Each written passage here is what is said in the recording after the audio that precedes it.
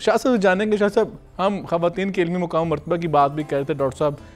جب بریک پہ جانے سے پہلے بات کر رہے تھے کہ آج جو قرآن کریم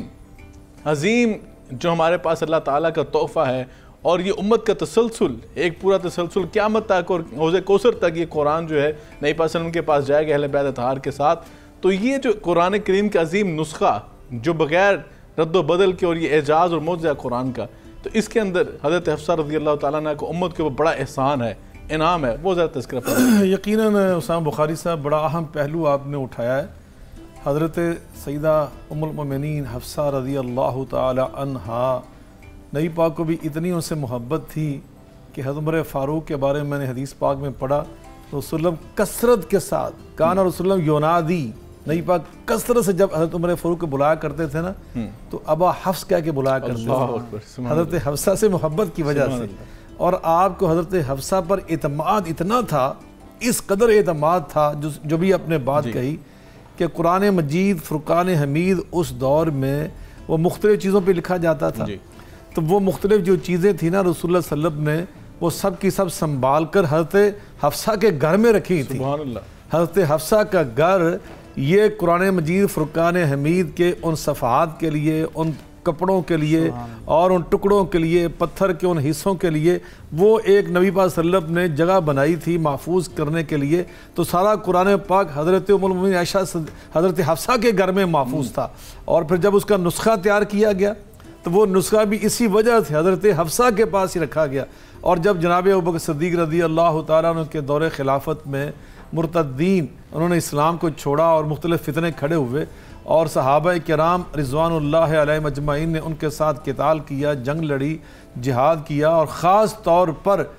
جنگ یمامہ میں جب بہت سارے قرآن پاک کے حفاظ جو تھے صحابہ وہ شہید ہوئے، تو حضرت عمر فاروق رضی اللہ تعالیٰ عنہ نے حضرت ابوبکر صدیق رضی اللہ تعالیٰ عنہ سے بہت زیادہ اصرار کیا کہ آپ کو قرآن پاک دیکھیے اتنے شہید ہو گئے ہیں تو قرآن پاک کی حفاظت کا انتظام کرنا چاہیے بطور حکمران۔ اِنَّا نَحْنُ نَزَّلْنَا عَلَيْكَ، فرمایا جیسے اللہ نے قرآن فرمایا اِنَّا نَحْنُ نَزَّلْنَا الذِّكْرَ وَإِنَّا لَهُ لَحَافِظُونَ، قرآن نازل کرنے والے بھی ہم ہیں، اس کی حفاظت کرنے والے بھی ہم ہیں۔ تو اس قرآن پاک کی آیہ مبارکہ کا آپ اعجاز دیکھیں اور اس پر عمل دیکھیں کہ پھر جس نسخے پر اعتماد کیا گیا وہ حضرت حفصہ رضی اللہ عنہ والا ماجی والا نسخہ تھا، اس پر پھر قرآن پاک کے نسخے تیار کیے گئے، اس کی مزید کاپیاں تیار کی گئیں، اور مختلف اطراف جو تھے ریاست مدینہ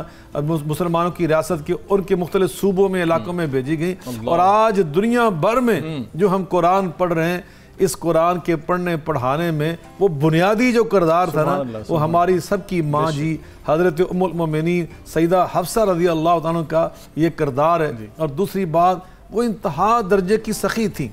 اور بہت بہادر بھی تھی۔ نبی پاک صلی اللہ علیہ وسلم نے ایک غزوے کے موقع پر جو آپ کا انداز مبارک تھا کہ اپنی بیویوں میں آپ قرآن اندازی کیا کرتے تھے،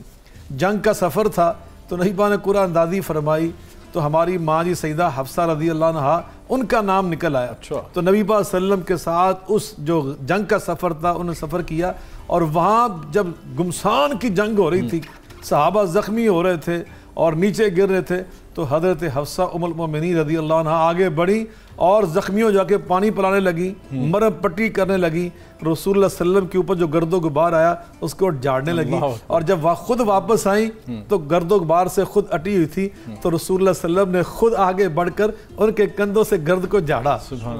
اور جب آپ نے غنیمت کا مال تقسیم کیا تو میں نے حدیث پاک میں پڑھا رسول اللہ صلی اللہ علیہ وسلم نے حضرت حفصہ کو اتنا عظیم مقام دیا، انہیں عظیم مجاہدہ قرار دے کر 80 وسخ رسول اللہ صلی اللہ علیہ وسلم نے غنیمت کا مال حضرت حفصہ کے لیے دینے کا اعلان فرمایا۔ اتنا یعنی ان کے اس جذبہ جہاد کو رسول اللہ صلی اللہ علیہ وسلم نے قدر کی نگاہ سے دیکھا۔ اور حضرت سیدہ حفصہ رضی اللہ تعالیٰ عنہ اس قدر سخی تھی، جیسے میں نے عرض کیا کہ آپ جو بھی مال آتا تھا نا